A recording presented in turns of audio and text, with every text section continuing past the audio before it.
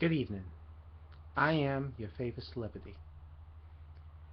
I have been caught saying racist, bigoted statements. And I want you to know that I have to carefully word everything that I say. Because my timing is ridiculous right now.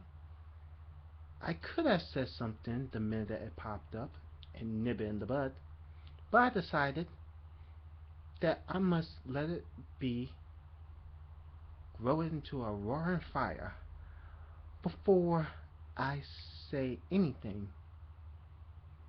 And yes, it's true. What I said was recent because I grew up with these type of thoughts. I didn't think I should invest in trying to improve myself so that I can be more diverse because after all, um, minorities are not really minorities. They are growing. 1% is a problem. I'm sorry. 10% starts to become a problem. You mean minorities are more than 10% of the country?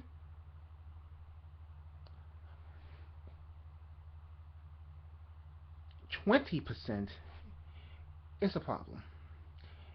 And it's enough to tell me that you people actually matter. So I'm going to apologize. Not because I want to apologize, but because my sponsors takes away money from whatever projects that I'm doing or whoever is supporting me. When that happens, it means someone has to go. So I will take in leave of absence for until the fire dials down, which will probably be in about 3 to 4 months. But I could afford to do it for 1 or 2 years. And then afterwards, I will come back as the media darling. I will learn my lesson. Not really, because I will just say the offensive stuff less. I will be careful where to say it. I'll be careful who I come around, as I will not attempt to try and change my behavior. And even though there are people out there who's willing to even work with me just so they can get some credit, I mean, come on. They want something from me. So why should I give them the time of day?